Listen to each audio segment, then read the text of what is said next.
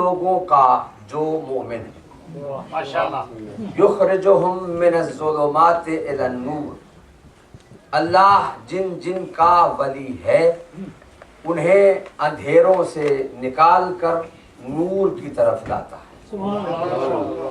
اور جو لوگ کافر ہیں ان کا ولی اللہ نہیں، ان کے اولیاء طاغوت ہیں، وہ انہیں نور سے دور کر کے ظلمتوں میں ڈال دیتے ہیں، اور جو کسی کو نور سے دور کر کے ظلمتوں میں ڈالے وہ ہمیشہ کا جہنمی۔ اس آیت کے ذیل میں میں یہ چاہتا ہوں ان 10 دنوں میں مجلس حسین کے صدقے میں قرآن کو سمجھنے کی کوشش کریں۔ عرض کیا تھا کہ یہ مجلس حسین محفل قرآن ہے، یہ مجلس حسین منزل عرفان ہے، یہ مجلس حسین مرکز ایمان ہے۔ جسے قرآن سمجھنا ہو وہ آئے مجلس حسین میں، جسے عرفان حاصل کرنا ہو وہ آئے مجلس حسین میں، اور جسے ایمان کی نعمت پانی ہو وہ آئے در حسین میں۔ ہم اس مقدس مجلس میں قرآن فہمی کے اصولوں کو سمجھنا چاہتے ہیں۔ اللہ نے فرمایا اللہ ولی ہے ان لوگوں کا جو مومن ہے، انہیں نکالتا ہے اندھیروں سے نور کی طرف لاتا ہے۔ اللہ پھر دہراتا ہوں تاکہ اس کی تطبیق میں آسانی رہے کہ اللہ ولی ہے ان کا جو ایمان لائے، انہیں نکالتا ہے ظلمتوں سے نور کی طرف لاتا ہے۔ عربی زبان میں ظلمت کا ترجمہ اردو میں ہوتا ہے اندھیرا، ظلمت یعنی اندھیرا اور نور یعنی روشنی۔ آپ مجھے ساتھ ساتھ جواب دیتے جائیے تاکہ مجھے پتا چلے کہ میں صحیح بول رہا ہوں، میری تصحیح بھی ہو جائے نا۔ درود بھیجیے محمد۔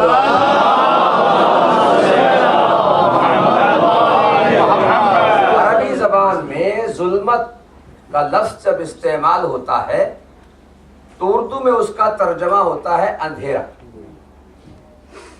اور نور کا ترجمہ ہے روشنی۔ آپ قرآن کے ترجمے اٹھا کے دیکھیے، اردو کے یہی لکھا ہوا ہے، اللہ مومنوں کا ولی ہے، انہیں اندھیروں سے نکالتا ہے، روشنی کی طرف لاتا ہے۔ عجیب بات ہے، ظلمت اور نور کے تقابل میں اللہ نے ظلمت اور نور ذکر نہیں کیا، ظلمات اور نور ذکر کیا ہے۔ ظلمت کو جمع کی صیغت کے صیغہ میں اور نور کو مفرد کے صیغہ میں، یعنی وہ ظلمتیں کثیر ہیں اور نور ایک ہے۔ معلوم ہوا دوسرے معنی میں کہ اللہ جن جن کا ولی ہے انہیں کثرت سے نکالتا ہے، وحدت کی طرف لاتا ہے۔ ظلمت کہہ سکتا تھا خدا کہ میں اہل ایمان کو ظلمت سے نکالتا ہوں، نور کی طرف لاتا ہوں، لیکن کہا نہیں، ظلمتوں سے نکالتا ہوں، یعنی کثرت سے نکالتا ہوں، وحدت کی طرف لاتا ہوں۔ اب اس کا دوسرا پہلو دیکھیے، والذین کفروا واولیاؤہم الطاغوت یخرجونہم من النور الی الظلمات، جو کافر ہیں ان کا ولی اللہ نہیں ہے، ان کے اولیاء طاغوت ہیں۔ طاغوت کا کام کیا ہے؟ طاغوت کا کام یہ ہے کہ وہ جن جن کا ولی ہے وہ اسے وحدت سے دور کر کے کثرت میں ڈال دیتا ہے۔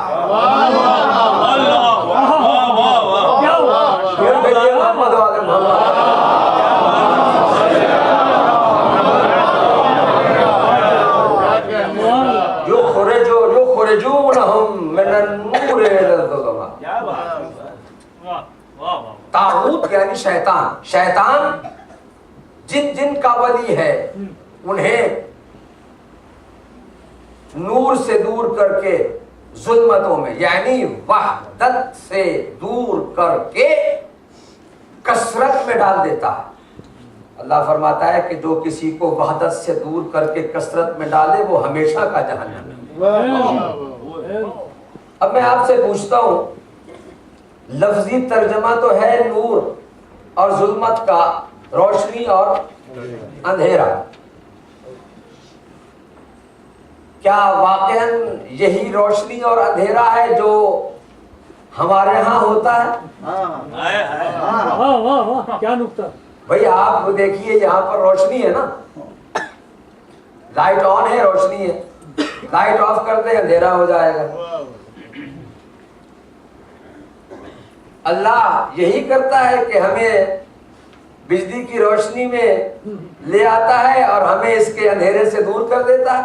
ये काम तो हमारे मियां मंजूर साहब ही कर लेते हैं। दुरूद भेजिए मोहम्मद वाले।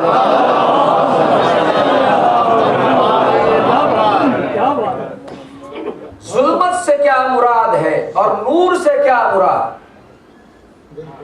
कुरान के अल्फाज हैं, इसे अपनी लुगत और जबान में समझने की कोशिश करना गलत है। अगर कुरान की हकीकतों को समझना हो तो उनसे पूछिए जिनके घर पे कुरान उतरा।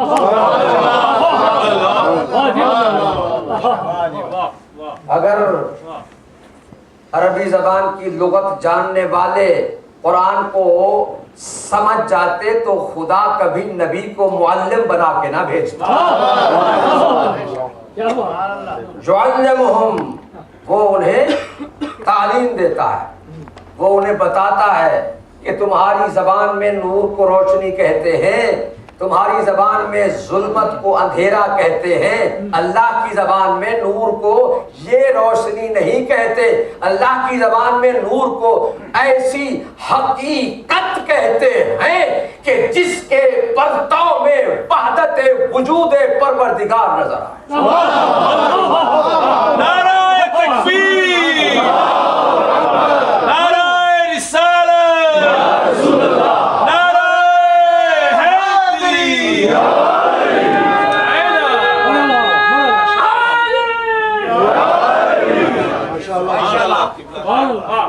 अल्लाह की जबान में नूर कुछ और है, हमारी जबान में नूर कुछ और है।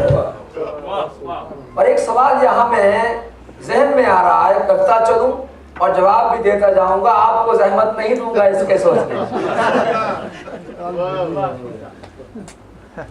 देखिए नूर, चलिए तर्जमा रोशनी कर लीजिए।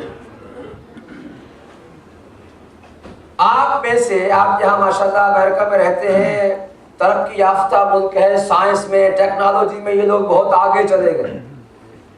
यहाँ शायद कोई साइंसदान, कोई डॉक्टर, कोई तबीब, कोई पढ़ा लिखा, यकीनन आप सब पढ़े लिखे हैं।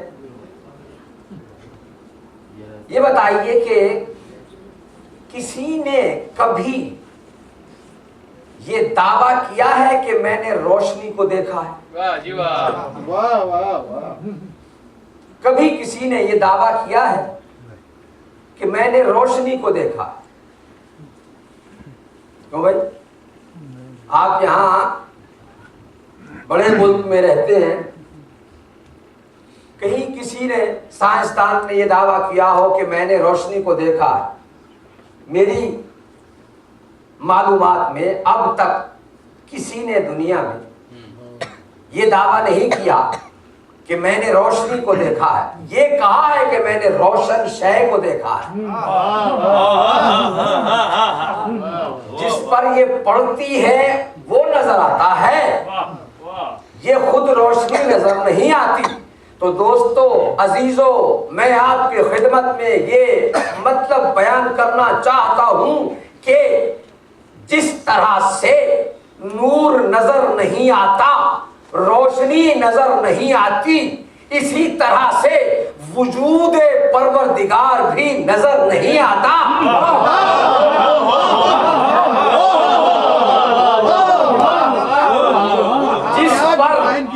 जिस पर ये रोशनी روشنی پڑتی ہے وہ نظر آتا ہے.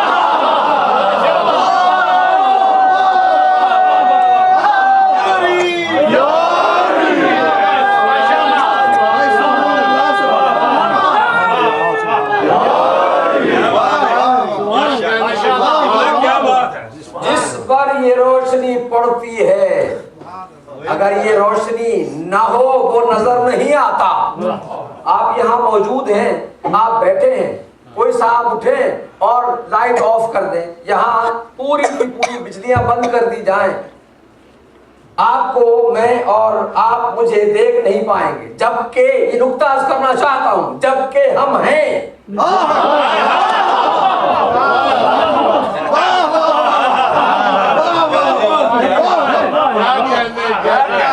جبکہ ہم موجود ہیں, کوئی انکار نہیں کر سکتا ہمارے وجود کا, اس لیے کہ ہم ہیں. ہاں یہ اور بات ہے کہ کسی دیکھنے والے کو اس لیے ہم نظر نہ آئے کہ روشنی ہم پر نہیں پڑ رہی ہے. تو آئیے میں یہاں سے آپ کو وجود پروردگار کے متعلق بتاتا ہوں کہ اللہ کا وجود ہے, کسی کو نظر آئے یا نہ آئے. کیا بات.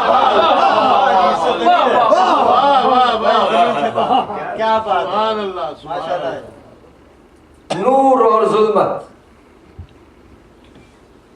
میں نے کل بھی عرض کیا تھا آپ کی خدمت میں کہ ہمارے اصول دین ہیں 5 اور فروع دین ہیں 10. 5 اصول دین اور 10 فروع دین کی مطابقت و مماثلت میں نے آپ کے سامنے پیش کی اور کہا تھا کہ توحید, عدل, نبوت, امامت, قیامت. اور اس ذکر حسین کو میں نے مماثلت کے طور پر عرض کیا تھا کہ یہ ہے 5 اصول دین سے مماثلت رکھتے ہوئے پہلی توحید, اس کے متعلق میں نے کیا کہا تھا, یہ کیا ہے, دعائے توحید. دعائے توحید, توحید کا معنی ہے اللہ کو ایک ماننا, اللہ کو. یہاں یہ عرض کرتا ہوں گزرتے گزرتے, کیونکہ میں یہ عقیدہ رکھتا ہوں کہ یہ مجلس حسین ایسی درسگاہ ہے کہ جو کچھ یہاں ملتا ہے کہیں نہیں ملتا.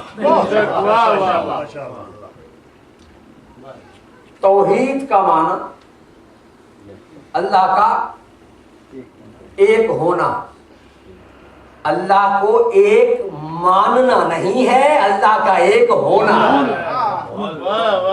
کوئی مانے یا نہ مانے, جو مانے گا وہ توحید پرست ہوگا, موحد ہوگا, جو نہیں مانے گا وہ کافر ہوگا. اللہ ہے اور ایک ہے. مجلس حسین ہے دعائے توحید, یعنی یہاں پر اللہ کے ایک ہونے کو ثابت نہیں کیا جاتا, اللہ کے ایک ہونے کو منوایا جاتا ہے. اللہ کا ایک ہونا ثابت ہے, ہم مانے یا نہ مانے, لیکن مجلس حسین کا صدقہ ہے کہ اللہ کے ایک ہونے کو منوایا جاتا ہے کہ اللہ ایک ہے. میں کہتا ہوں اس کا ثبوت اگر آپ پوچھیں تو میں آپ کے سامنے ایک ایسے واقعے کو بیان کرتا ہوں کہ جس سے اللہ کا ایک ہونا یقیناً ایسا ثابت ہوگا کہ ہر صاحب عقل و شعور یہ تسلیم کرے گا کہ اللہ ایک. آپ سنا کرتے ہیں کہ کوفہ میں ایک منبر تھا, مسجد کوفہ میں ایک منبر تھا. اب وہ کتنا بڑا منبر تھا یہ اللہ ہی جانتا ہے, مگر تھا. اس منبر پر ایک خطیب بیٹھا کرتا تھا جو جب بھی اس منبر پر آتا تو خطبہ پڑھنے کے بعد ایک ہی جملہ کہتا, جو چاہو پوچھو.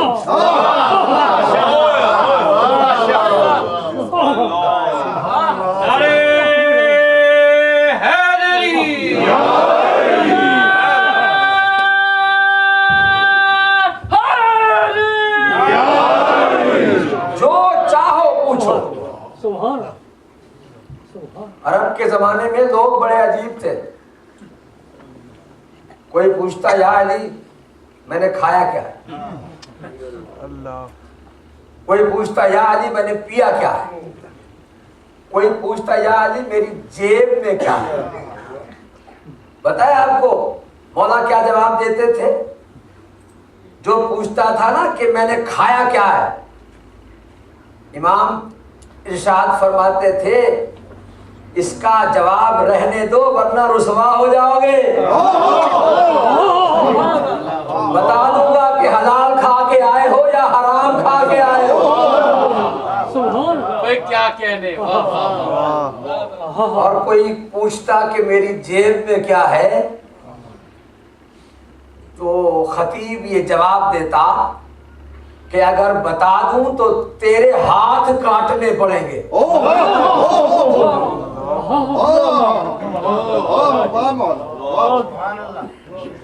ایک شخص نے بار بار جب یہ سنا کہ یہ خطیب ہر روز کہتا ہے جو چاہو پوچھو, جو چاہو پوچھو, جو چاہو پوچھو بتاتا ہوں,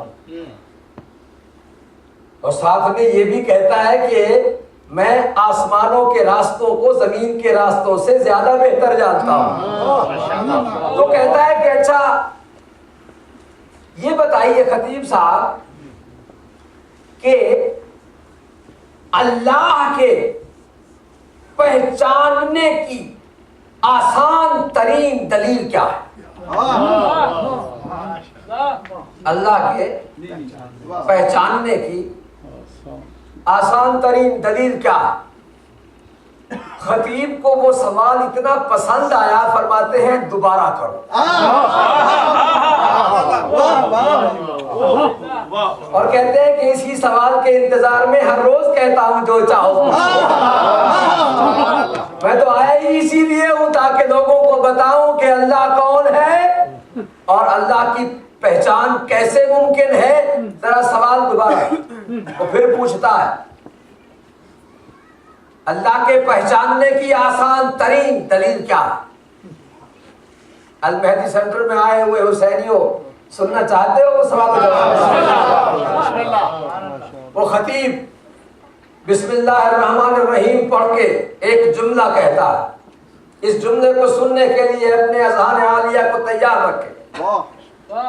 خطیب جواب دیتا ہے کہ دیکھو اللہ کے پہچاننے کی آسان ترین دلیل میں علی ابن ابی طالب.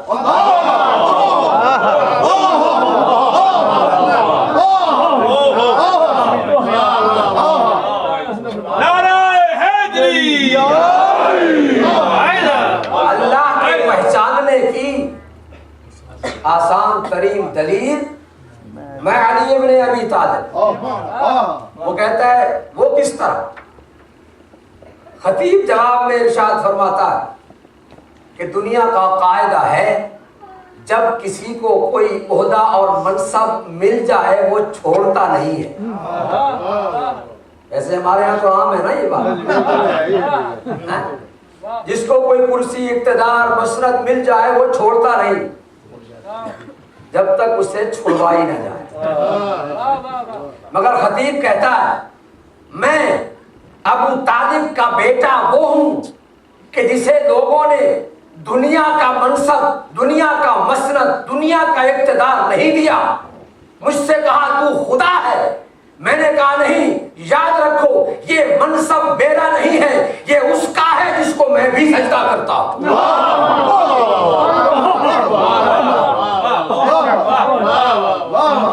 جسے علی سجدہ کرتا ہو وہ یقیناً خدا ہے, اس لیے کہ علی شک اور گمان کی بنیاد پر کسی کو سجدہ کرتا ہی نہیں.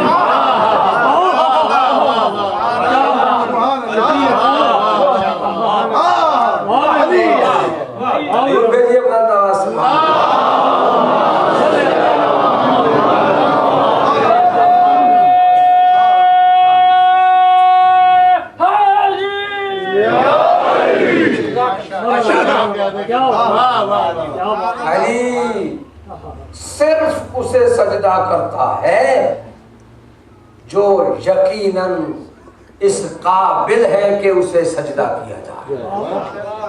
دوستو، میں نے کل آپ کی خدمت میں عرض کیا تھا کہ یہ مجلس حسین دعائے توحید اللہ کے ایک ہونے کو ثابت نہیں منواتی ہے،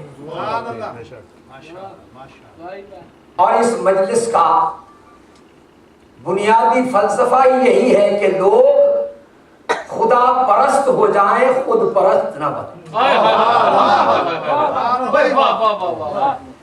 حسین نے اس لیے قیام کیا تھا کہ یزید نے خود پرستی کے بل بوتے پر اپنے آپ کو مسلمانوں کا حاکم کہلوایا، مگر حسین نے کہا کہ دیکھو میں اس کا نواسا ہوں جو لوگوں کو خدا پرست بنانے آیا۔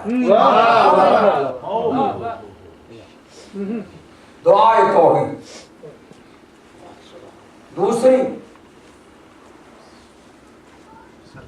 صدائے عدل، عرض کیا تھا نا، یہ بھولنا نہیں ہے، یہ سبق درسگاہ حسینی کا سبق ہے۔ توحید، دعائے توحید، صدائے عدل۔ کل عرض کیا تھا کہ عدل کسے کہتے ہیں؟ عدل کہتے ہیں ہر شے کو اس کی اپنی جگہ پر رکھنا، جو کسی کی ہے، خواہ وہ خدا کی ہو خواہ بندوں کی ہو، جو جس کی ہے اسے وہ دے دی جائے، اسے عدل کہتے ہیں۔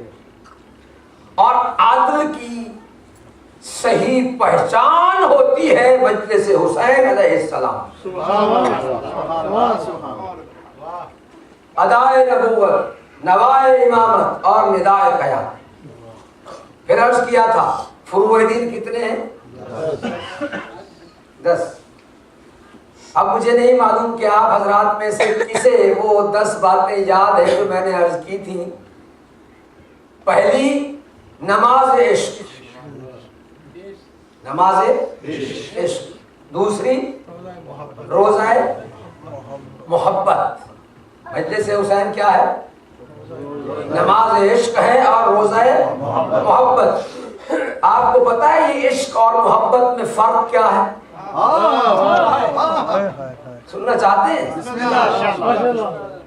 محبت کے درجہ کمال کو کہتے ہیں عشق،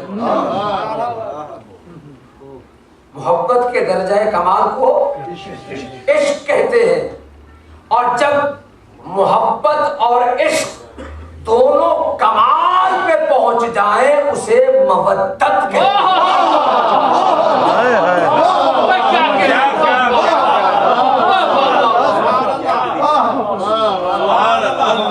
اس لیے تو اللہ نے کہا میرے حبیب قل لا اسألکم علیہ اجرا الا المودۃ،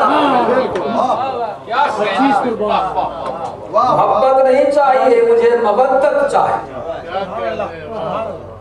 یعنی کمال محبت ہو، کمال عشق ہو تب مودت بنتی ہے، اور مودت کیا ہے؟ اجر رسالت ہے۔ اس لیے آپ نے دیکھا ہے کسی کتاب میں لکھا ہوا ہو کہ فلاں کو فلاں سے مودت تھی، یہ محبت کی تاریخیں اور افسانے جو لکھے جاتے ہیں ہر جگہ لفظ محبت ہے، عشق ہے، مودت نہیں ہے۔ کیوں؟ اس لیے کہ محبت اور عشق کا تعلق ہے ذہن اور دل کے ساتھ، مگر مودت کا تعلق ہے انسان کی روح کے ساتھ۔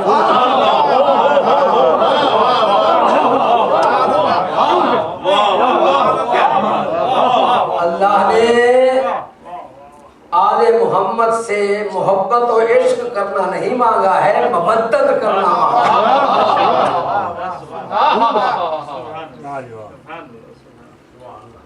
دعائے توحید، نماز عشق، روزہ محبت۔ عزیزوں اور دوستوں، کل کچھ باتیں عرض کی تھی، یہ 10 چیزیں میں ان 10 دنوں میں مکمل کر کے جاؤں گا۔ معلوم نہیں آئندہ سال کسے یہ مجلس نصیب ہو. روزہ محبت، یہ مجلس حسین وہ روزہ محبت ہے کہ جو 365 دنوں میں 30 دنوں تک محدود نہیں ہے. روزہ 365 دنوں میں صرف 30 دن کے لیے ہوتا ہے نا. اور وہ ہے کیا؟ ارشاد الہی ہے بسم اللہ الرحمن الرحیم یا ایھا الذین آمنوا کتب علیکم الصیام کما کتب علی الذین من قبلکم لعلکم تتقون. اے اہل ایمان، تم پر روزہ واجب قرار دیا گیا ہے جیسا کہ تم سے پہلے لوگوں پر واجب قرار دیا گیا تھا تاکہ تم متقی بن جاؤ. اب پتہ چلا کہ اس روزے کا مقصد یہ ہے کہ ہم متقی بن جائیں، ہم صاحب تقویٰ بن جائیں. اب میں آپ کو اس مجلس حسین کے روزہ محبت کی بات کر کے اس بیان کو واضح کرنا چاہتا ہوں کہ اس روزے کا مطلب یہ ہے کہ تم متقی بن جاؤ، اور جب متقی بن جاؤ تو روزہ محبت حسین رکھو.